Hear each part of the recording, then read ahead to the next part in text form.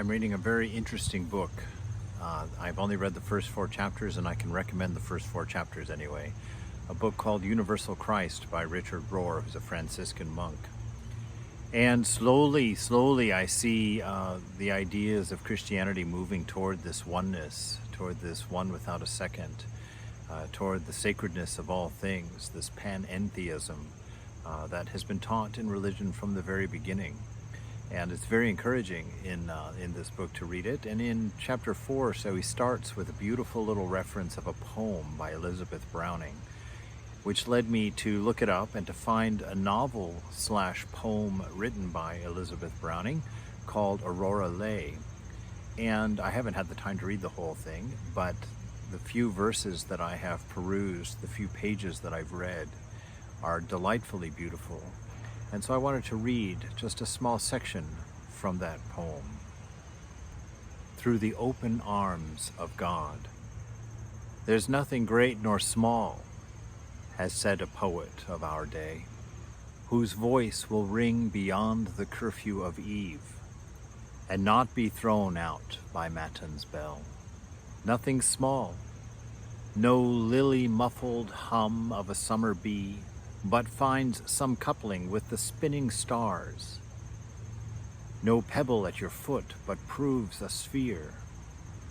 No chaffinch, but implies the cherubim, and, glancing on my own thin-veined wrist, in such a little tremor of the blood, the whole strong clamor of a vehement soul does utter itself distinct. Earth is crammed with heaven, and every common bush afire with God. But only he who sees takes off his shoes. The rest sit round it and pluck blackberries, and dab their natural faces unaware, more and more from the first similitude. It's such a meandering into that whole idea that spiritual life is not a philosophy, it's not an idea, it's not a quest necessarily. It's a way of seeing, a way of being in relationship with this seeming other. And in that light, I'm seeing birth pangs in the world. There's going to be, it seems to me, a transition.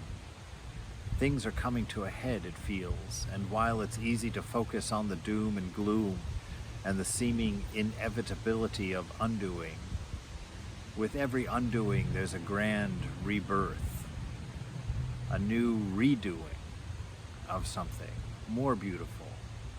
You know, every seed has to go through the transition of dying in order to germinate, has to be buried and feel the break of its shell before it can put out roots, and go through the darkness of the soil before it can break out and see sun and become something beautiful that it was always intended to be. I'm going to reframe my view of the news, reframe my view of the world to a faith that this is what's happening now, and to find in that a great deal of optimism and a great deal of strength and a great deal of inspiration to be a part of that, to build, to love, to care, to invest, and to see what this seed is going to burst out of the soil as.